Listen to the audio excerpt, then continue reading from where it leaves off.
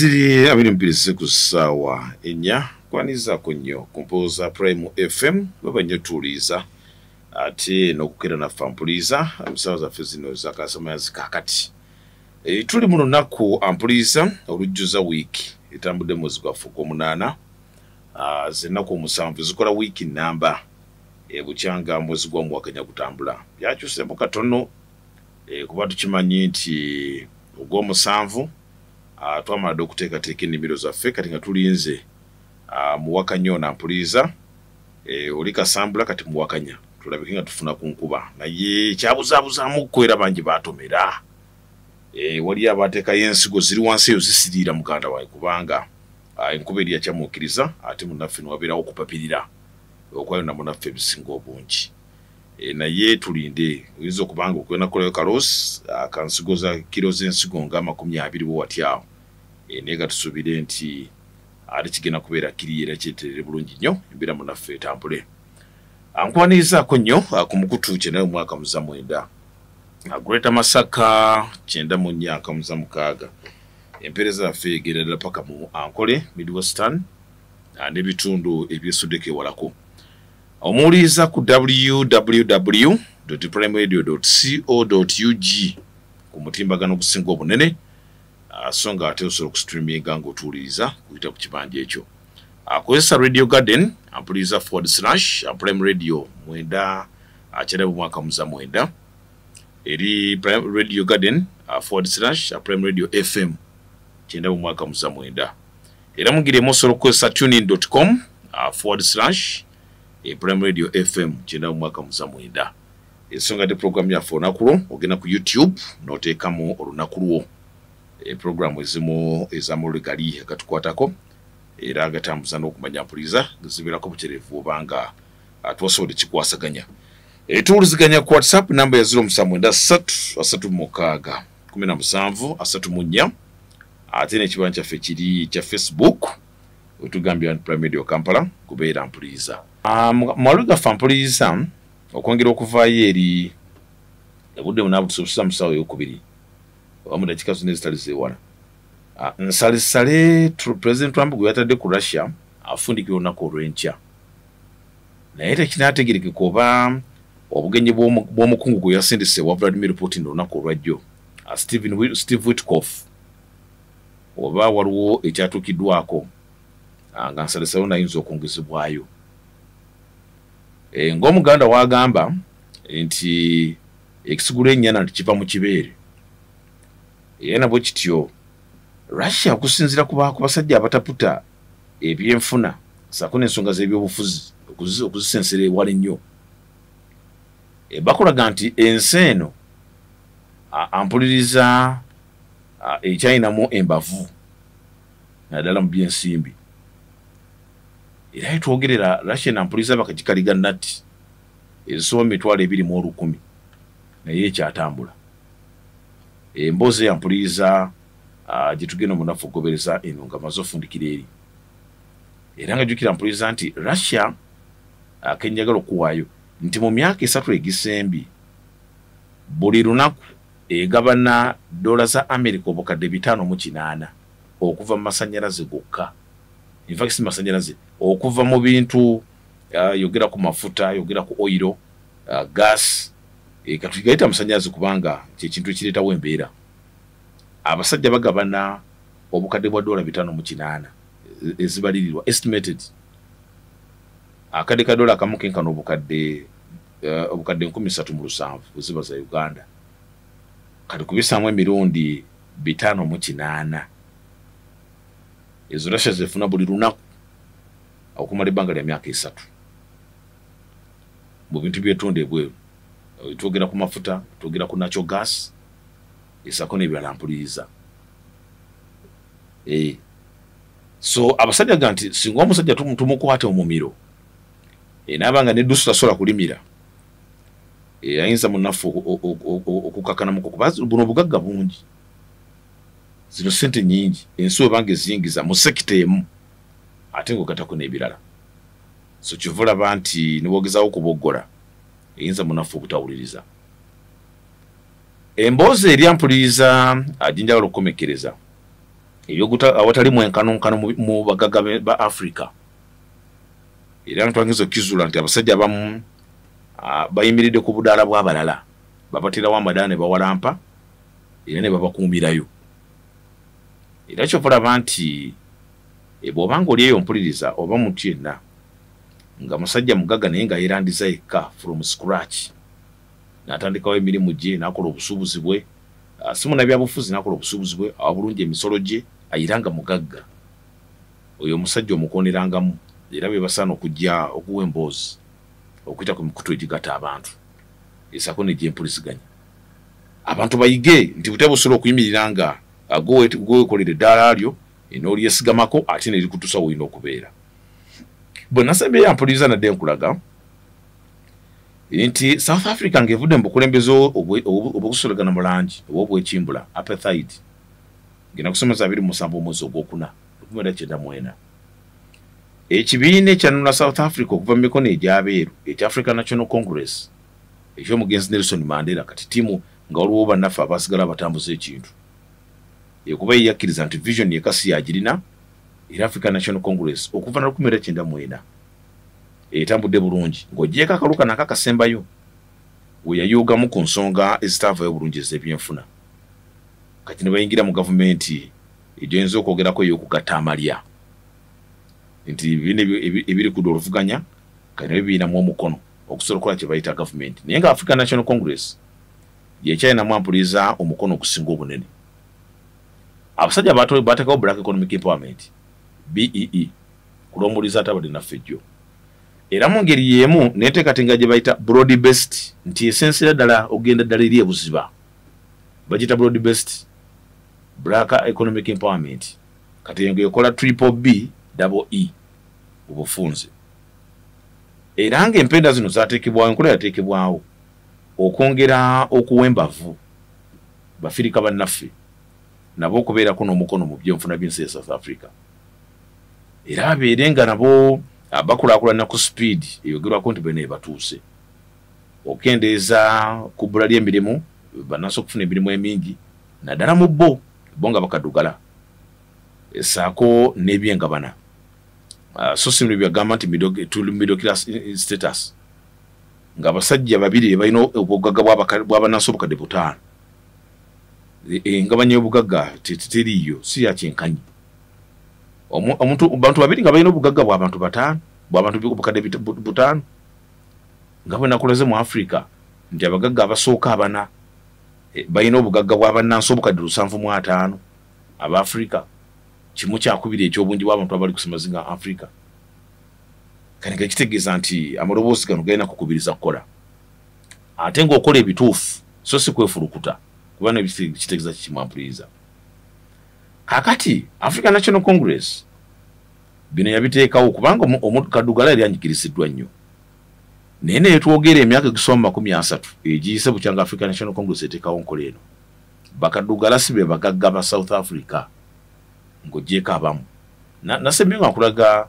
nakwada ekyokulabirako ekya Patrice Motsepe onampuliriza nannyini ttiimu y'omupiira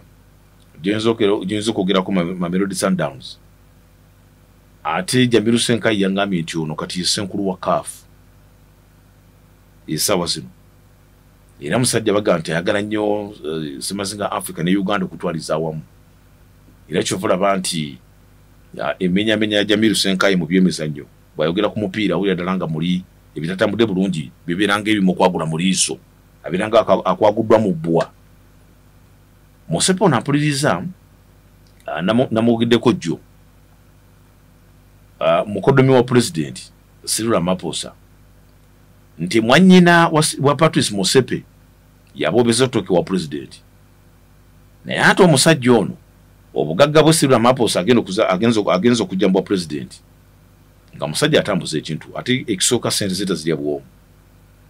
bw'akwata akasente nga kano Patrice Motsepe ampuliriza ayina gyinza okuyita in fact gite foundation abasajja bateekamu sente zaabwe okuyita mu bibiina ebitali bimu ayina ekibiina gyinza okwogerako gyasasenza kasente era gwinza okwogerako omusajja akatunula Motsepe ono kakati field football administrator era sawa zino okuviira mu match wa 2-2 aye president wa Confederation of African Football yinzo kuita CAF ku myaka egy'obukulu ampuliza nkagamu 3 inti sawa zina zitowa obumbi bwa dola ampuliza busatu zinzo kuba ziyita mukko naye era bamu ku basajja abakutte ku tooke nga obukulembeze obwokususula munangi bumaze okugwa mu nsi ya South Africa naye era nga bakulaga nti abamu ku basajja mbaga nti esente zira zina ku ngeri gye bamuyambyeko bataddewoko entindo kwasobodde munafu okutindira ate nakola ebintu ebyenjawulo yana bwe kitampuliza agamba nti musajja n'engeri gyali mukodomi w'embuga kati kyinza okwogerako nti bingi byakutemu ampuliza kati obwatuukira mu April omwaka 2025 gwe tulimu tutwogera myezi ekigenda okuwera n'egiise South Africa official employment bannansi abatalina mirimu bali batuse ku bitundu 32 ku buli 100 32.9% nga kyenkanankana omugatte gw'abannansi obukadde 8 n'emitwalo nga 20 mulimu abamu abagwamu omutima okukola bonzo kogerako nga ayagala okukola naye nga akyalinamu entengeero ba discouraged job seekers abakola ebitundu 23 ku buli 100 era nga jukira ampuliza kyonza kogerako nti bannansi ba South Africa abawera ddala kumpi obukadde 3 n'okusoba abasuka mu kimu kya 2 eky'obungi bw'abantu abali mu nsi eyo bali wansi wa bwavu gye bayita poverty line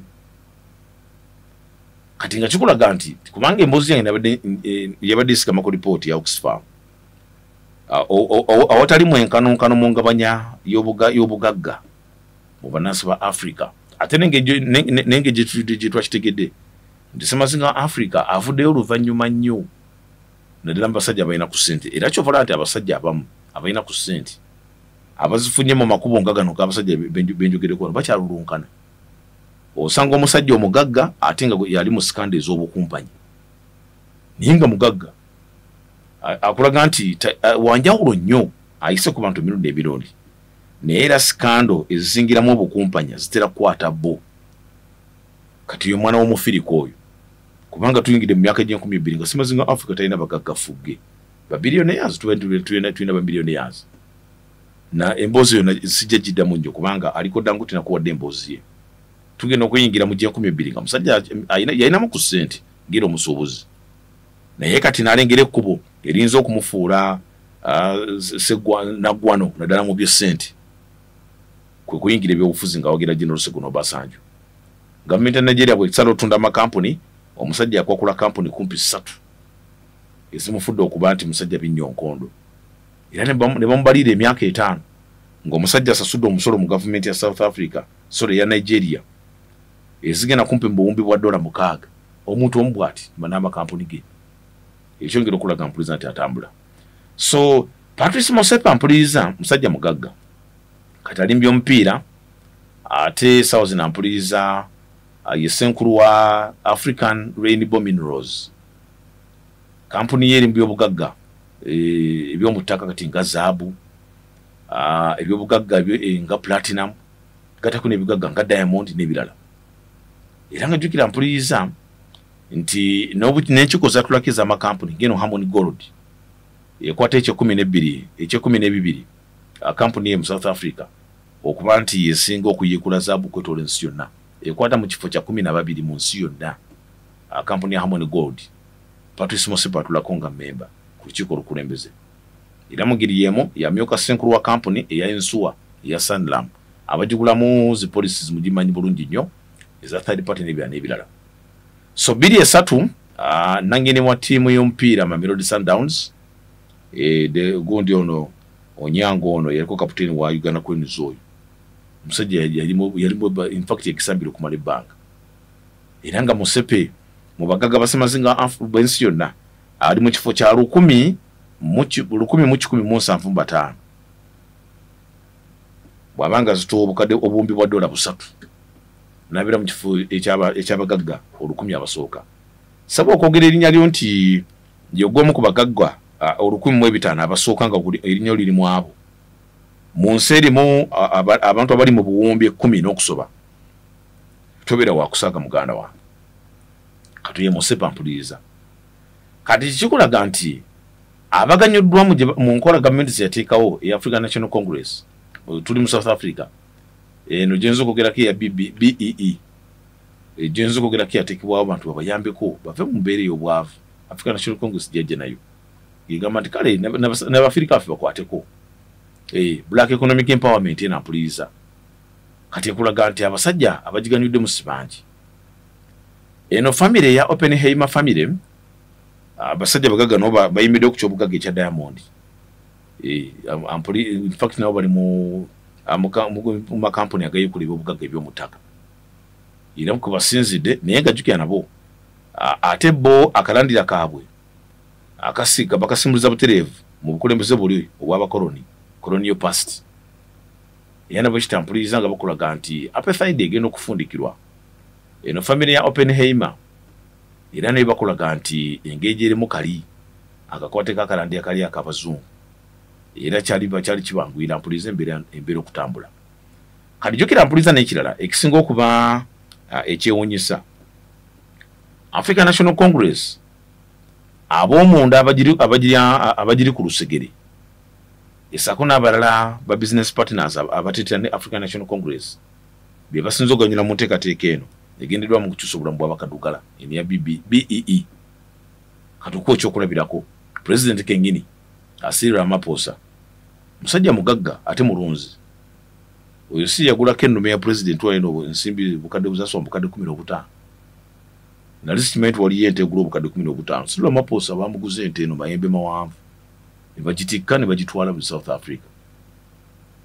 ku nsimbi za Uganda so bukadde 15 musajja era yana scandal obwalina faamu y'embogo eyo mu nsi ya South Africa era nga bakulaga nti waliwo akasente akamu akali kalina engeri katagalamu naye nga kagenda ku faamu ya mukulu kati kuliko eyali Sam Minister owe province ye Gauteng Tocho Sexual oba Sexual guliko Saki Makozoma era nga jjukira ono yali kampuliza omubaka wa parliament ku kibiina kya African National Congress kati noono ampuliza Bridget Radebe ngono mwannyina woli Patrice Masepe era nga jjukira nti kati ono yafumbirwa ate mufanfa wa African National Congress Jeff Radebe kali nga bakolaga nti era abasajja basinoganyula mu BEE era abasajja bebeeripye ku African National Congress kati abadde akyebuuza ate lwaki bana abasajja bali mu gavumenti ya ansotandika okuzifuna muganda wange wali badde ggwe omanyi tubyogera bweru omanya musambu w'omupiira akkiriza nti yalowooza nti agumanyi abeera bweru wa kisaawe abeera mu kirasya naye ne bakuwa obukulembeze nolema okukwata ku banaku beewammwe oba abeetaaga okuyamba kati notandika okusanyusa abalala era famire ega nti omusajja oyo tumwewuunya kubanga waliwo ebintu ebyekola byokka nti buli muntu paasi yalegadde gikubira wuwe era botera okuwira abatono ennyo ayina influence ku bintu ebitaliimu naye n'atakwata ku bwaluganda yadde n'omuntu n'omubwati wabeerawo munaffe byotayinza kunnyonnyola naye nga ye abimanyi oba lwaki kiri bwe kityo so naba kitampuliriza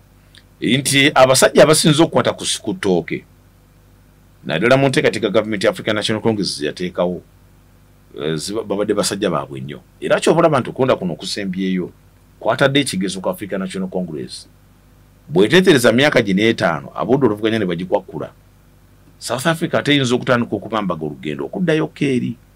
gye yasookera mu biseera biri eby'abazungu kubanga ebyenfuna bya South Africa biri mu mikono gy'abazungu okusinga giyinza okuyita minority abazungu kati gattako n'abasajja abagwira abajja n'ennaku yaabwe bajja nga abapakasi bakola mujjukira famire y'Abagupta mu biseera bya Thabo byagundi bya Jacob Zuma abasajja akakwata ak'okulusegera ako kifuna bantu owulira nti mukodomi wa gundi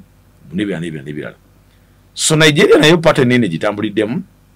agiyinza okwogerako nti obugagga bwa Dangote ekituufu tetulina mwogera wi mufirika munnaffe oyo naye tukolaga akalandira nti osobola okubaako eddala ly'owalampirako ng'oli alikuteereddewo ate ne weekuumireyo waggulu kuba bolengera omuntu ali ku muti tomubuuza wasootya omubuuza wali nyootya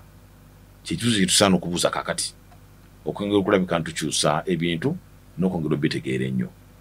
so naba ekitampuliriza nti eno gye bayita crony capitalism gyoyinza okwogerako nti yawukanako n'abantu engeri gye babeera mu katale kati nga wonobeera n'ogamba nti tuyiiza tutya okufuna sente ng'okozesa mutu notakola newali noga tukole bwe tuti abasajja abamu basanga bintu nga biteeketeeke muganda wange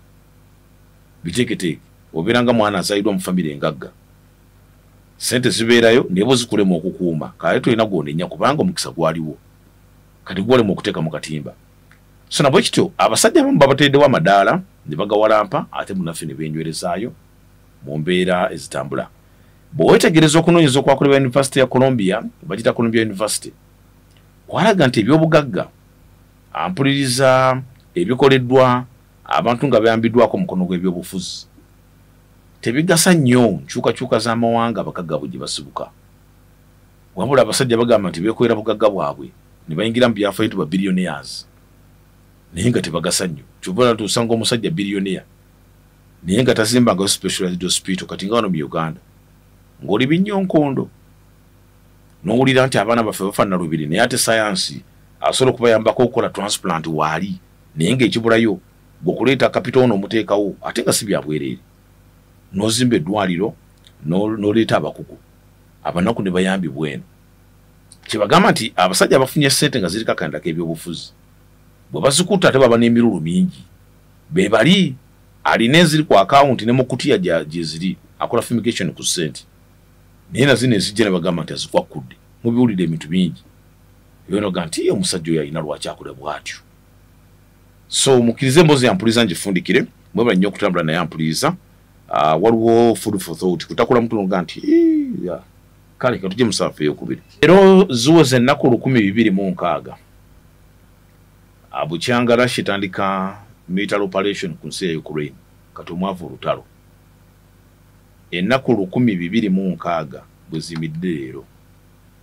kakati emboozi nampuliriza ngenda kuwa emu ku ebyo era okwongera okutegeeza nti olunaku olwajjo President Vladimir Putin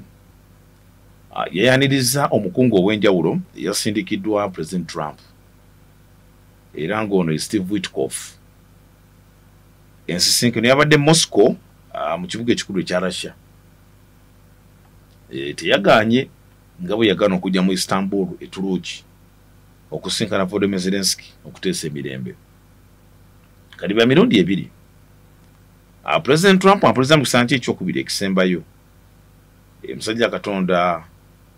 oboolyawo akirowoozaako nti ayinza n'okufuna engule ey'abalwanisi b'eddembe mu nsi yonna eya Peace Nobel Prize ng'abaliko bapulezidenti banne abasatu abali batutte ekitiibwa ekyo olw'okutakabanira emirembe kati musajja Katonda ono ajjukira obulungi bwe yali ayingira office January 2 guno omwaka gwe tulimu inauguration ng'atandika mpuliriza ekisanja kye musajja Katonda tandaba nakuweza mwaka mu office omwaka tegunnawera naye ennaku 10 zawera ng'ali mu office gy'emyezi egigenda mu ena obwe watyo kati myaka 2 we ginaatuuka midterm voting naddala okulonda abakiise ba parliament ento House of Representatives kati kitegeeza kyekigezo ekiraga nti abadde atambula atya Republican bw'eneenyweza kitegeeza awo abaakubye paaso bataddewo olutindo olunaasobozesa ate bana Republican okujooga mu kaluko omwaka 2028 era mu mwezi gwa November nti bw'obutuukidde leero mu nnaku 226 Donald Trump ampuliriza bwe yali alayira yategeeza nti agenda kukomekereza olutalo lwa Ukraine ne Russia mu ssaawa yagamba ssaawa 24 naye n'omwaka ajja guweza ng'embeera ekyali yakusiitaana kuba abasajja America okuwa akalulu ampuliriza ebya ssente kale babikulembeza nnyo bagata bakusondera ne enkambi zikusondera ssente naye kati gobera wabamatiza nti goli munywevu okusobola okubeera omukulembeze waabwe kati omusajja yasuubiza nti olutalo luno lulina okukomekerezebwa era ng'akyesigamya ku manifesto ye eyalimu America First nti essente government ya America ezomiwa omusolozi yali eteeka mu Ukraine mu gye bayita defense spending zaali zimulumba era ekikonako nagamba nti tetujja kukola ssente zaffe ezirina okuyamba bannansi ate ziyambe entalo ezitagasa America. Musajja nagamba nti kafuke president obutala agenda kulufutiza mu bbanga lunaku 24 lunaku lumu ampuliriza. Bwe twogerera tutambula era kyenzo kwogerako nti amakati g'omwaka twagayisa lugero tutambula mu mwaka ampuliriza so kyenzo kwogerako nti symbols za kunyumya mu nyumya nekigwerawo kale kitegeeza nti wabaddewo kawefu baakwatiddwa era abajjukira okulambula kwa Trump we yali mu kyonde kya Buwarabu mu Gulf States bwe yatuuka mu nsi ya Qatar bwe yali mu United Arab Emirates n'agenda mu nsi ya Saudi Arabia atuuke n'okufuna ekirabo mu nsi ya Qatar bwe bamutondera ekirabo ky'ennyonyi ey'obukadde bwa $400 esuubira okufuuka Air Force AF ampuliriza number 1 Air Force 1 ennyonyi gy'enza okwogerako etambuza omukulembeze w'ensi ya America nga ziri ezibaddewo zikoze ebbanga lya myaka mingi kisoma 30 naye nga jjukira zirabirirwa ate si ze ziri zitambula nnyo kati nga just balinze approval bw'oba ekitebe kya Pentagon kinakkiriza okwongera okukola kugisitula okugituukanya n'omutindo ebeere Air Force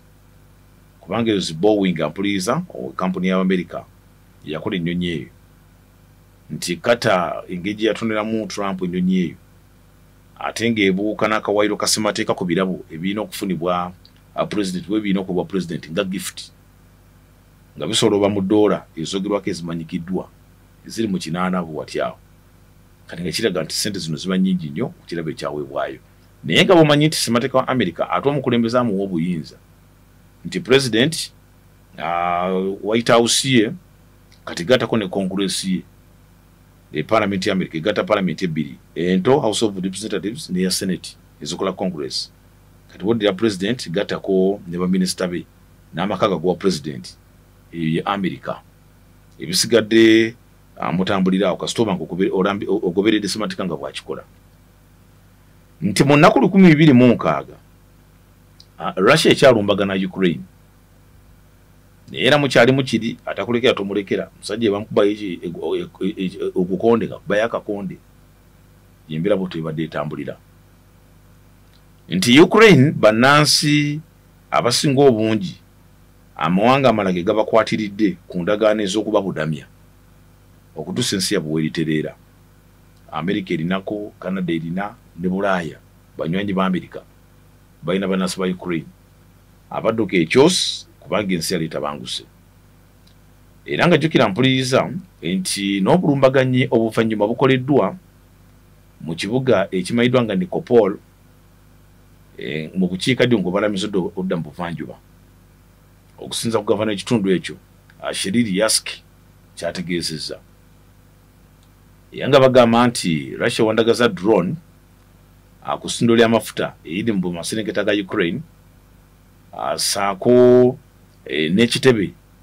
ekipakira gas mu zisirinda okutunda mawanga ag'ebweru saako n'ebitundu ebirala n'ekitundu ekyomaserengeta ekya Odessa era kitegerekese nti waliwo amaterekero ga gas agakubiddwa mu kitundu ekya Odessa nga Russia ebikoze tuli mu lunaku olw'2026 naye nga jjukira nsalesale owa ceasefire okuyimiriza okusirisa okulwanagana America gwe yateekawo eri Russia ampuliriza wa lunaku olw'enkyanga 8 era bigenza otuukawo ng'emmeri zirubbira eza America zamazidde okusembera okumpi n'agayanja bwe ziyinza okulagiriza ebyokulwanyisa bya nuclear naddala ku nfu za Russia kati awo simanyi gwakwali kutiisatiisa n'embeera zonna naye nga jjukira ate mu sophisticated technology nti Russia ate yeena zirubbira ezisobola okutambulira mu mazzi amangi wansi mu fuuti eziwerako naye nga tezisobola okukola obulumbaganyi naddala ku targets ezibeera ziragiriziddwa obutereevu kati kitegeeza nti omusajja agezawo okwawula naye eyo n'emboozi mpanvu ampuliriza kantukire ku ceasefire nti kakati ampuliriza nti ekiriwo kya President Trump okulaba nga otwala okukomekerezebwa kuba musajja Katonda yakiyama mu campaign nga afundika ekisanti ekisembayo era omusajja Katonda ono ng'ogyeko ekyokusindika omukungu Steve Witkoff olunaku olwajjo abasajja abadde nga boogera ku lukumo lw'essimu nga Trump asaba Putin lekerawo okulumbagana ensi wayita akaseera mpoyo kawogenda okuwira nti ate bakubye ate ne Ukraine gubataatira naye baga nti alumbaganye ejjenza okuyita airbase mubadde nga mubigobeera emitwe bingeri ng'eyo kati nga buli omu ekibuuzo kisobola okujja nti ani alaga obumalirivu nti otwala lujja kukomekerezebwa kubanga singa omusajja gwe balumba asigala akkiriza nti nze bansibye emikono emabega kati ng'operereza kimu nti wabeerewo okukaanya embeera eyinza okutambula Steve Witkoff ampuliriza okusinza ku gavaayo wabaddewo ko ebyateeseddwa ebyagenzeeko mu maaso era ensisinkano eno yabadde Moscow giyinza okwogerako nti bimu byategeezeddwa banywanyi ba America naddala mu mawanga ga Bulaayi byabadde mu nsisinkano eyamaze essaawa 3:18 nga bali mu kitebe kya gavumenti ya Russia olunaku olwajjo era nga jjukira ensisinkano yagenza okubeerawo ng'esigadde ennaku 2 ku nnaku 50 Trump ze yalangirira Russia zeyina okugoberera okusirikiza okulwanagana oba si kyo America nga bwekkiriza nti great superpower okwetoola ensi yonna ekole kyeyina okukola naye ng'egoola ettumba ensi ya Russia okulaba ng'eyita ampuliriza muteeseganyiza emirembe kati ate ekkubo lino ery'okusindika submarine okusembeera n'agayanja agayinza okuba ku nfu za Russia eyo nayo ako nawo kakodyo kalala naye nga kakodyo ka Steve Witkoff ekyamutumye okwongera okugenda omusajja mukulu ono ye omusajja mumalirivu naddala okwingira mu nteeseganya zino ez'emirembe oba tugende mu maaso n'okumumyomyola mu nnateesa ebyenfuna kati nabwe kitampuliriza kiyinza okwogerako nti obukwakulizo bw'oyinza okwogerako obwannatiza ebyenfuna obupya kati ya Amerika okusinza mu kulonyiza kwayo yamaze okitegeera nti kuyinza ate okukosa Russia oboolyawo n'ekyusa mu ndowooza ate ebintu ne bitambula oboolyawo mu mbeera etali emu kati Russia yakkiriza nti kituufu ensisinkano ya Witkoff Steve okuva mu nsi ya Amerika yabaddemu amakulu era nabwe kitampuliriza omusomuntu wagamba nti enteeseganya zabadde z'amakulu otandika muli okufumiriza noga nti zitya era tunalabako kuba nsalesale wanca lunaku lwa Friday nga 8 era jjukira nti Zelensky president w'ensi ya Ukraine naye yayogedde ku bugenyi bwa Witkoff bwe yabadde e Moscow era nabwe kitonga agamba nti kati Ukraine weeri kati naye etandise okufuna kamwenyumwenyu nti ensi etandise ogifaako erabe nga ebintu bitambula mpuliriza era kyategerekese nti Trump ayolekedde okusinkana Putin mu kaseera katali kewala wiiki ejja okusinza ku mukungu mu makago wa pulezidenti aga White House mu nsi ya Amerika era nga nabwe kitampuliriza bagala abasajja boogere basajja bakulu kuba boogeddemu okumala akabanga naye ebintu nga tebitambula naye ate bino bigenda mu maaso nga minisitule ebyokwerinda ey'ensi ya Ukraine nga minisita waayo Denis Shamar yagamba nti Amerika bagyebazizza nnyo olw'okubakwatizaako bwe yabataddemu ebyokulwanyisa ebyenkanakano obukadde bwa $200,000 kati jjukira Trump yali azze mu ofiisi ewali Joe Biden yali yagamba nti tugenda kuyiza defense spending yangeri ng'eyo naye kati ssaawa zino obuulira gye bigenda kati kye nagambye anayina okusirikiriza emmundu nga noono w'amaanyi ayagala okuteeseganya ate akyagenda mu maaso n'okuteekayo obuvujjirizi gavumenti ey'omukago ekulembera Bugirimaani giyinza okwogerako nti esuubira okusala ku nsako gyewa ababudamya okuva mu nsi ya Ukraine abajja mu nsi yaabwe era nga jjukira bagamba nti babadde babateekako buli mwezi obukadde in fact dola za America 116 nga kasotegereka nti oli refugee ovudde mu nsi ya Ukraine irimu olutalo ng'ogenda Bugirimaani abasajja buli mwezi babadde bakwata dola za America 116 bw'oba okubisa mu sente za Uganda nga dola $370 awo jibere emitwalo 42 buli mwezi. Kati government egamba nti esente zino tugenda zikendeezaako abasajja bali ku spending gye basalako. Era mujjukira Germany yasuubiza nti spending esente ezibadde wa Ukraine egenda zikendeeza. Eyongera okunyweza ekisawo ky'ebyokwerinda. Bwe yerengedde nti olwa akajuguuma kayinza okujja tumanya kayinza okukwata nga teweetegese. Era bwe kityo Ssaabawandiisi w'omukago gwa NATO Mark Rutte naye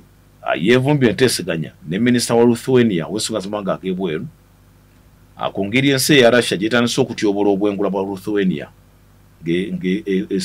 nga drone zayo zisinziira omwo ate ogenda okulumba enfa ez'omulabe. Kati byemu ku ebyampuliriza. Kakati kyoyinza okwogerako nti Steve Witkoff ensonga yamututteyo ampuliriza yakwongera kuperereza Vladimir Putin. Butabo tuyinza okuva mu mutalo kuba kati yebeera scorecard ya Trump. Nsalasalwa olunaku olw'enkya kati kinaabategereka bwe baateseza essaawa 3 abasajja baakivuddemu bamaze okutuusa okumala essaawa 3 kiki baatuuseeko. Era nga bagezaako okuperereza Vladimir Putin akkirize asiikirize okulwanagana. Nsalasalwa olunaku olw'enkya yateekebwawo Trump abeere nga mutaddemu ekitiibwa. Kati singa Putin awakula ennumba okusuka olunaku olw'enkya awo kitegeeza nti omusajja ajja kubeera ng'alaga nti Amerika sikutidde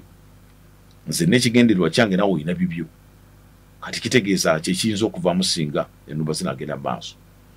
Naye kaakati bino bye bisuubirwa olw'ensonga nti Amerika kye yali esuubira kye yali erabanga ekyangu ekyalema gavumenti ya Joe Biden ey'Abademokraati. Ye yakisuubira nti mu bbanga lya nnaku 24 ajja kuba kifundikidde. Naye neyendooza kyakirengedde nti Russia nsingomya mutwe ate era ekkiriza nti ekyayimiriddewo naddala ku mbeera engeri gyetambuzaamu ebintu. Nti olutalo lwatandika mu February nga 2022. Kati ssaawa zino kyoyinza okwogerako nti Amerika ng'erina banywanyi okuli Bungereza n'amawanga ga Bulaaya amalala bakakaliga natti ku nsi eya Russia natti eziwera ddala emitwalo 210 21,000 sanctions ku byenfuna by'ensi eya Russia. Naye ensi ekyatambula ate era ekyawawula. Bino bitwogerako ebya catastrophe nti enjuyi zombiri zifiiddwa abasirikale. Ukraine efiiddwa abajaasi, Russia efiiddwa abajaasi bali mu bukadde na bukadde. Naye nga omanyi nti omusajja bw'ayingira mu lutalo kale essaawa zino omuntu omutakkiriza nti ngenda kusemba nakyo oba olyawo. Era n'ekyoluvannyuma kati Russia okumanya nti erabika ng'etabuse. Abajjukire yali omukulembeze w'ensi ya Russia Mikhail Gorbachev myaka gya 1987 awo bwe yateeka omukono ku ndagaano ne gavumenti ya Reagan mu kiseera ekyo. In fact bali bakkiriziganya tokozesa ebyokulwanyisa n'emizinga giri egikuba ewala. Kati Russia agenti asaawa eno endagaano eyo n'atera okugivaamu. Kati nga kikulaga naye ataddewo embeera nti abalabe bange batandise okukangazza nange gyendi neetegesa okulwanirira ensi yange. Kati mu mbeera ezo kati ekkuba eryateekeddwawo Trump lya byanfuna na byansuubulagana. Era nga bagamba nti enjegere z'ebyenfuna oba ziyite natti ezigenda okuteekebwa ku Russia nga Trump yazitaddewo kaakano ziyinza okubeera envannyuma okusinga ku natti ziri emitwalo 210. Nze nkutegeezaako nti natti weeziri naye ate amawanga agamu gafuna nkumya mutwe. Ensi eya Buyindi, ensi eya China, ensi ya Turuki n'amawanga amalala bakyali mu busuubuzi bw'ebyenfuna wakati wa Russia saako n'amawanga gaabwe. Era nabwe kitampuliriza nti batunudde Russia saako ne trading partners banywanyi baayo boyinza okwogerako abakyagikuumidde mu byenfuna ebiri active ng'efuna essente. Kati baperereza amawanga galeme kuddamu kugula maali okuva mu nsi ya Russia. Kati kibagamba nti omusajja obeera nga mukutte ennyindo galeme kussa. Era ekibuuzo kye twebuuza nti natti za ngeri ki okusuka ku ziri. Omusajja baba alina natti emitwalo 210 naye ng'akyakyakyala. Then kati natti kyezigenda ate okusinga ku ziri. Abajjukira obulungi nti makati g'omwezi ogw'omusanvu guno gwe tukumya amabega nti yadde enteeseganya ezali zirubirwa okuvamu emirembe zaakandaalirira. Kati President wa America Trump bwe yagamba nti kati agenda teekawo ze bayita secondary tariffs ezikola ebitundu 10 ku buli 10 singa enteekateeka za ceasefire ezisubirwa nti nsaleserwa lunaku olw'enkya binaba tebikoze. Era gavumenti ya Russia bagiwa ennaku 5 50-day deadline okolagana obulungi n'enteekateeka eno. Naye ate Russia neyanukula nti si neetegefu kuteeka mukira mu magulu naye ng'ewulidde pressure tijja kubeera ng'embwa entiitiizi eddira omukira gwayo ne guteeka wakati w'amagulu kulaga nti etidde. Abasajja bagambye tuli beetegefu kupondooka kubanga omusajja awadde ensaleserwa lunaku 5. Era bwe kityo nsaleserwa nagwako August 8 lunaku lw'enkya. Kati nga America nga yigamba nti Trump eri gamba Putin jangu mu nteeseganya ez'olwatu wakati wo ne Putin ne Zelensky akulembera ensi ya Ukraine. Kati tekinategeereka Steve Witkoff yabadde mu Moscow lunaku olwajjo waliwo ekyakyuseemu. Kati ebibuuzo ebikyali awo. Olunaku olwajjo President Trump ampuliriza bwe yakubisizza mu misolo ku byamaguzi ebiva mu nsi eya Buyindi. Kati lwaki Buyindi? Omukago ogwa BRICS gugatta ensi okuli ampuliriza ejjoyinza okwogerako ensi ya Brazil, gugatta ensi ya Russia, gugatta ensi eya India, sako n'ensi ya China ne South Africa. Ye BRICS. Kati olunaku olwajjo emisolo ku byamaguzi ebiva mu nsi ya Buyindi memba mu mukago gwa BRICS ne Russia ogubadde ku bitundu 25 ku buli 100 Trump yakukubisizaamu. Kuba yasooka kulangira mu mwezi gwa July ndi byamaguzi okuva e Buyindi gabingira America bagenda biteeka ku musolo gwa bitundu 25 ku buli 100. Bw'obasibidde olunaku olwajjo ng'omusolo gulinyisiddwa ku bitundu 5 ku buli 100 gemakati. Era nga guno omusolo Trump teyakirumye muyage kino kibonerezo mbonereza Buyindi olw'okwefuula ngomya mutwe neyefuula ndiwulira neegaana okuddamu okugula in fact yagaana obutaddamu kugula mafuta, yagaana okuyimiriza ekyokugula amafuta ku nsi ya Russia. Ku nnatti ziri ezaasooka jjukira zaakulemberwa mu Amerika, Bungereza agattako n'amawanga aga Bulaaya. Nnatti ezisoba emitwalo 2,100 Buyindi ebadde esigala ekyagula amafuta okuva mu nsi ya Russia. Kuba mukimanye nti n'ebbeeyi y'amafuta yapaala oba yapaaluuka oluvannyuma lwa 2022 ng'olutalo lumaze okutandika. Era sino nnatti ez'ebyenfuna zaatandika okuluma Russia. Ate nga Russia key player mu katale k'amafuta ak'ensi yonna. Ensi eri mu kifo kya 3 mu mawanga agasinga okusimibwamu amafuta mu nsi yonna. Kati bw'ojjako America n'ojjako Saudi Arabia then ogattako ensi ya Russia. Kati bw'oyimiriza namba 3 ku katale k'amafuta ak'ensi yonna suubira emiwendo okulinnyamu. Kyovulaba nti emiwendo gyatabuka okwetoola mu mawanga gatali gamu si Uganda yokka naye ekyava ku lutalo olwo. Era bajjukira bannabyabufuzi abaali bagamba gavumenti ya Uganda eya NRM edire ku ssente z'omuwi w'omusolo evujjirire oba eteekeyo enfujjo giyite subsidy. Tugula nfuta ku layisi gavumenti ekulembera President Museveni ega nti nedda sife twalise olutalo wakati wa Russia ne Ukraine. Dekense ekitegeere nti ebbeeyi y'amafuta yazze olw'olutalo oluli eri. Tukole nnyo tusobole okwejja mu njegere ezitamuza ekintu ky'engeri ng'eyo. Kati omusolo gw'ebitundu 5 ku buli 100 ampuliriza gwakubiddwa Buyindi ng'ekibonerezo kubanga munywanyi wa Russia abadde agigulako amafuta yadde nnatti ziri ezaasooka okaligibwa eziri mitwalo 2,100 ampuliriza zibadde zikyatambula. Era kiyingidde ebyafaayo nti Buyindi yensi esinza okukuba omusolo omunene bukyanga Trump awera kulinnyisa misolo. Kati gattako n'ensi ya Brazil kubanga bonna bali mu BRICS webateetera n'ensi ya Russia. Kati kitegeeza nti singa secondary tariffs zino zibagala okuba ku Russia, kati Russia tebagikubye butereevu naye kati batandise okubonyabonya binywanyi. Kati Buyindi bw'obyagala okufuna akasente mu America erina ekintu ky'ekintu kigenda kulinnya ebbeeyi kuba n'omusolo esasula mungi. Kati kitegeeza nti Buyindi ampuliza ekyasinze okufuna emisolo eminene egikaligiddwa amawanga ne Brazil abalina okuteetera okw'amaanyi n'ensi ya Russia.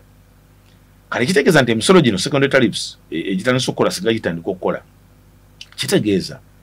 ebyamaguzi America byefuna mu mawanga amalala ampuliriza n'amawanga agalina enkolagana n'ensi ya Russia kati bagenda gakubisaamu ebitundu omusolo gwa bitundu 10 ku buli 100.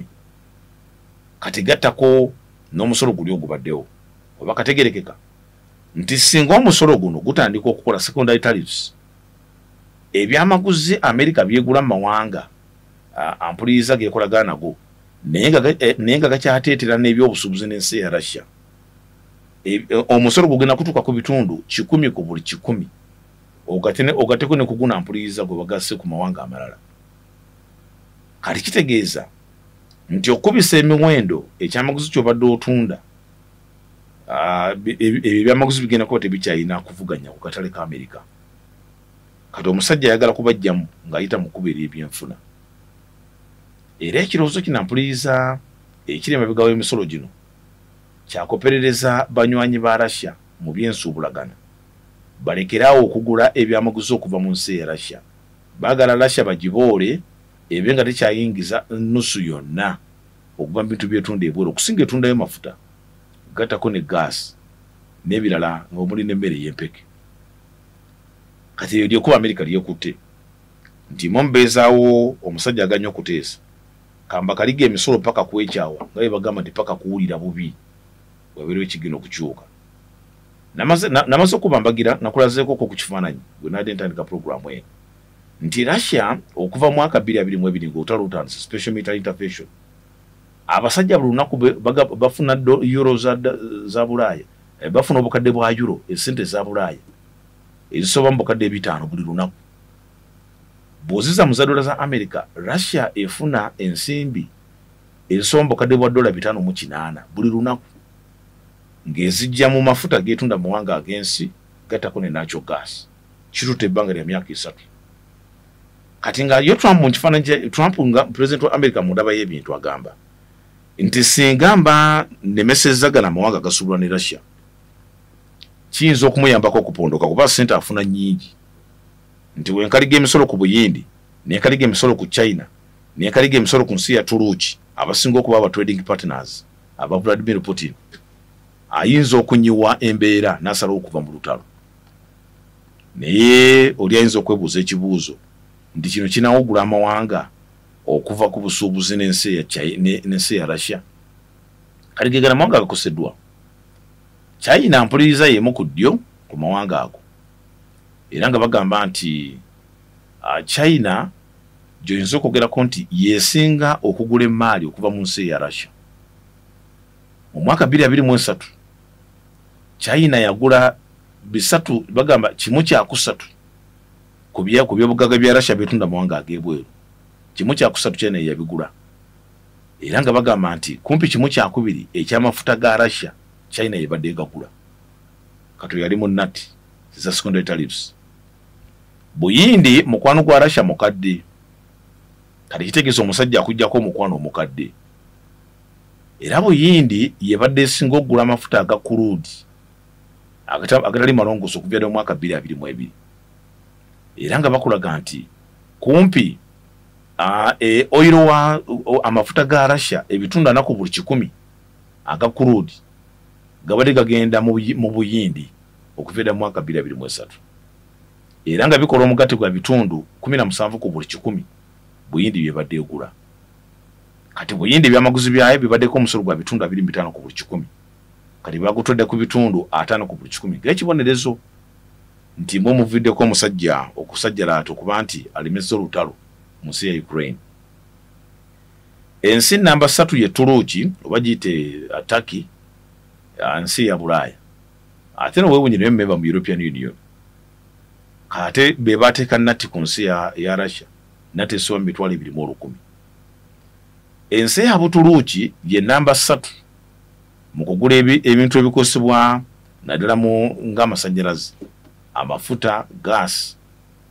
era nga bakulaga nti mwaka 2023 kwokka ono memba wa European Union Buturuki era alayiwa NATO ate nga munywanyi wa America yagula ebintu bya bitundu 8 ku 80% okuva mu nsi ya Russia kati abasajja boyinza obutamenya kuba lemeso yuzo bataka emiso ne baganti kali katufena omusajja wa phone walitera ligata kuba Russia ine ngeri jagattawo agatira wa mawanga ago kyovula bati Africa y'obugwanjuba bwe badde ngofu efuna obusamba tokombye mu byobufuzi mu nsi zaabwe bo bagamba tulemera ku Russia akuyamba ni conditionally ate nga takuseketerera nga bannaffe abalala kati nabwe kitampuliriza baga nti amawanga gano agalangiddwa ganaakosebwa nti ng'ogyeko kutisibwatisibwa Bulaaya kweteeka ku Russia nikutakola ejjukira nti obusuubuzi bwa Buyindi n'amawanga ga Bulaaya ng'ogyeko Russia nabwo bw'amaanyi ddala kati oyinza okwesanga nti ate banywanyi ba Bulaaya in fact banywanyi ba America Bulaaya n'amawanga amalala ate gayinza okukosebwa ennyo olw'emisolo giteekeddwa ku Buyindi kubanga ebyamaguzi bya Buyindi byetaagibwa mu mawanga ago Bulaaya yokka mpuliriza eyakaligana nti ku Russia obusuubuzi bwayo n'ensi ya Russia bwabalirirwamu obuwumbi bwa euro obw'essente za Bulaaya obuwumbi 67.5 ezenkanankana obuwumbi bwa dola za America 77 n'obukadde 9 mu mwaka 2024 ebyensuubulagana wakati wa Russia ne Buyindi wakati w'omwaka 2024-2025 mwaka gumu bwabalirirwamu obuwumbi bwa dola 68 n'obukadde 7 katuye musajja gwe basagira ku muganda wange nti byayina ensi ebyetaaga kati saa zino era bw'ogasigasemba kulaga nti gas asinga obungi in fact kati amafuta ne gas ebimwe ebibadde bitava mu Russia kaya ate banywanyi babadde babijja mu nsi ya Iran oyo munywanyi wa Russia nnyo ne China kati nabwe kityo omukago ogwa Bulaaya yadde gulina natisi gwakaliga ku nsi ya Russia naye liquefied natural gas LNG ono gas wa silinda afumba naye gwoyina mu njuyo kakati gwampuliriza Bulaaya ekyatundidde gas wa Russia yana bwe kityo nga bakulaga nti obwetaavu bwa gas wa LNG liquefied natural gas bubadde bweyongera mu wanga ga Bulaaya kati omwaka oguwedde gwokka kankulage nti amawanga ga Bulaaya agatayagalira ddala Russia gaguze gas wa silinda awese bitundu 9 ku buli 100 ebyeyongeddeko butafaanako n'emyaka egy'emabega kati bwe twogerera jjukira nti Trump amawanga ga Bulaaya agamu yagataddeko omusolo ku byamaguzi batunda mu America gwa bitundu 15 ku buli 100 kati kitegeeza nti President Trump agenda kufundikira ng'abonereza banywanyi be bali mu bato ey'okufutiza Russia naye olw'okuba nti omusajja alina bye beetaaga ayinza okubasinga ensumika nasigala nga kyatambuza ekintu ekyo vulaba nti omusajja omugagga bw'obanga ddala ku ludda lwolwo ebyenfuna ozitowa kyenkanidde awo kati bw'ogatako ne sayansi ono ow'okufutiza ensi ng'okusa tekinologiya ayinza okuteeka ku mwanja mpuliriza kati wano bakulaga nti gino emisolo America gyetadde ku mawanga ate no gigenda kugikosezaamu oluvumu dda kubanga ejjatuuka ekiseera nga n'ebyamaguzi n'ebyo byetunda amawanga ago naye bigenda kaligibwa natti kati awo olengera ensi eri confused naye nga era n'abakulembeze abalaba kati buli omu atunudde Trump kubanga ekkuba olyagala okukwata ery'ekifuba n'abasajja abalala bakirowoozaako abajjukira obulungi nti zino natti ezoogerwako emitwalo 210 bwali bukulembeze bwa Joe Biden mu NDP ng'akolagana amawanga aga Bulaaya ssaako n'ensi in fact ne Bungereza naye abasajja tebapondoosa Russia kati ono omusajja bw'anaakitambuza bw'atyo bw'anaagenda ng'alinyisa emisolo mu mawanga gano nga ye bagamba nti atakulekera tomulekera bw'onsaba omusolo gwa bitundu 5 ku buli 100 nawe nga nninda ebibyo